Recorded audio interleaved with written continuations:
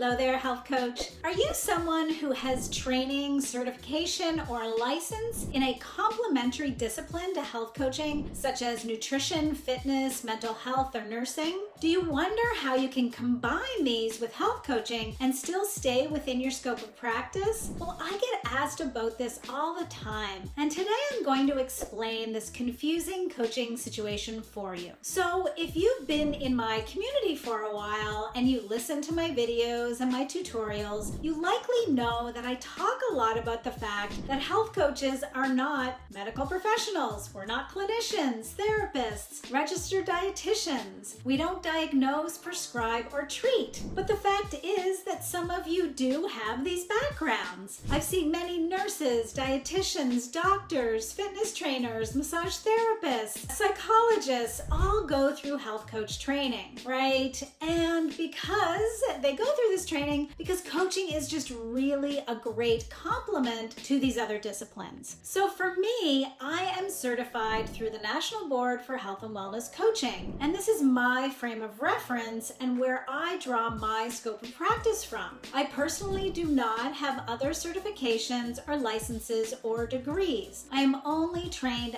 as a health coach. I actually do have a couple of other bachelor's degrees, but they're in unrelated fields that really don't apply here. In my approach to health coaching, following the NBHWC scope of practice, I really do take a client-centered perspective to behavioral change. This approach always looks to the client first as the expert in their own life and honors that they are naturally creative, resourceful, and whole, and they have the answers inside of them. We work with our clients from this perspective to elicit from them what they know, to draw on their ideas, their resources, their knowledge base first, because we believe in that inner wisdom. And we know that if they come up with their own answers, they'll be much more empowered than if we just tell them what to do. So for those of you who do have other certifications, licenses, and modalities, the NBHWC states that health coaches can wear multiple hats by integrating these other areas of expertise with their health coaching skills. The requirement is that you do have to disclose to your clients what hats you'll be wearing and how you're going to integrate those various disciplines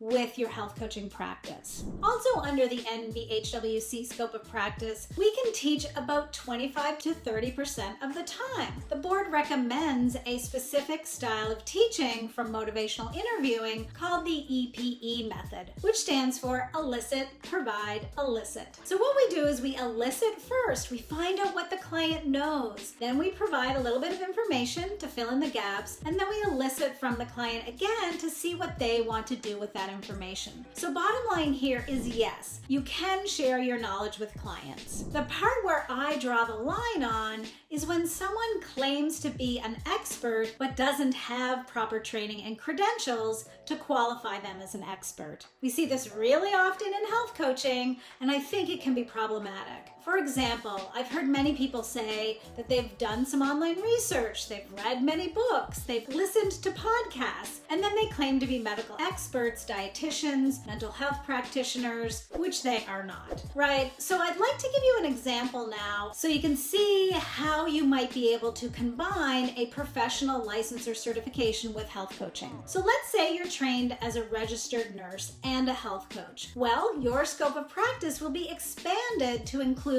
both nursing and health coaching. And for example, you might explain to your client that with your nursing hat on, you can review lab work, you can explain what the numbers mean, and then with your coaching hat on, you can help your client develop some goals and action steps based on those numbers and help hold them accountable to those action steps and goals. So you are wearing two hats, and you're just explaining to your client when you're going to wear each and how to apply them. So I hope that helps to clarify that yes, health coaches can combine other certifications and licenses to provide a wider scope of practice for their clients. And for those of you who are solely trained as health coaches like me, it's important for us to stick to the scope of practice that we were trained in. I'm happy to answer any other questions you may have about this in the comments, so please put them there and I'll get back to you. Thanks so much for tuning in today. See you next time.